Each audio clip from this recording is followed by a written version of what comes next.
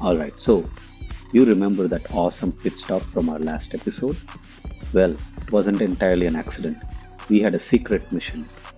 We'd heard whispers about some very special visitors near Khichan village, and we had to see them for ourselves. The stunning Demoiselle Cranes. Locally, they're famously called the Khunch, and their arrival here is a big deal, woven into generations of folklore and song.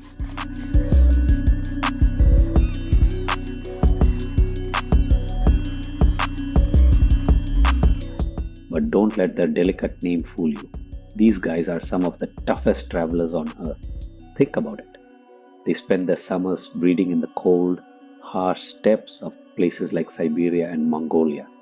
Then, for the winter, they decide to fly over the freaking Himalayas at altitudes up to 26,000 feet to holiday here in India. Makes our own multi-day road trip from Bangalore feel like a quick dash to the local shop, doesn't it? So after a journey like that, finding a welcome feast waiting for them is a pretty big deal. That's what makes the story of Khichan village so special.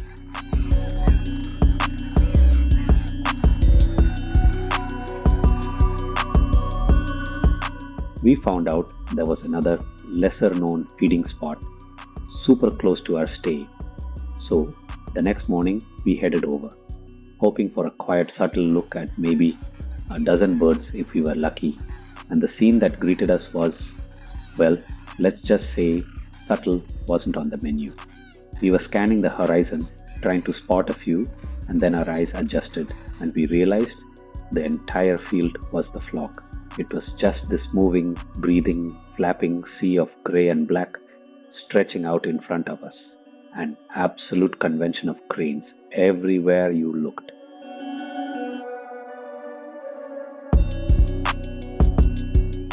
And the first thing that hits you, even before you get a good look, is the sound.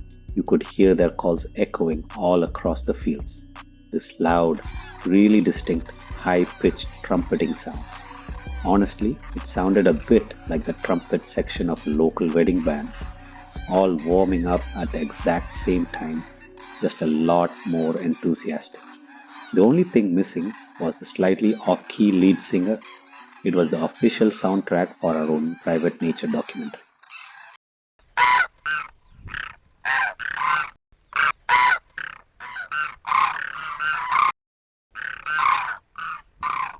And once you get past the sound, you start to notice their outfits. It's hysterical. You see the bright red eye, and then these long, flowing black feathers down their chest. They look exactly like an army of very distinguished, very proper butlers from an old English movie, all lined up for morning inspection. You almost expect them to ask, "Will there be anything else, sir?" before they go back to pecking at the ground.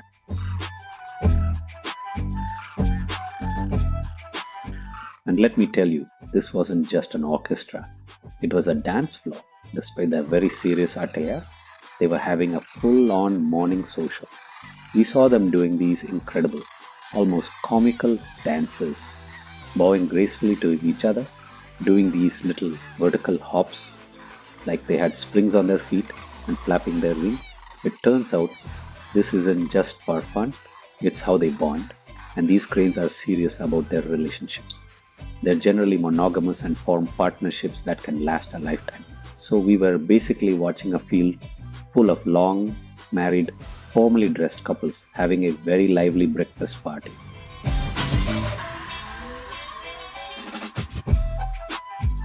We tried to play it cool, like professional wildlife paparazzi, slowly creeping closer for a shot. They'd occasionally give us that, "I see you, buddy," look over their shoulders, but then just go right back to their thing.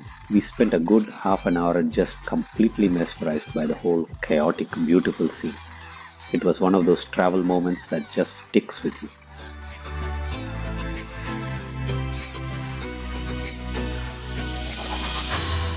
Eventually, it was time to head back, check out, and continue our onward journey. But honestly, that half hour spent with the Demoiselle Cranes was the perfect end to an already perfect pit stop.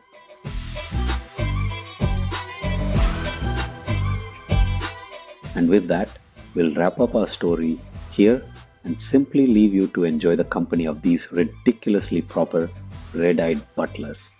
A field full of lifelong partners who still dance together after flying over the Himalayas.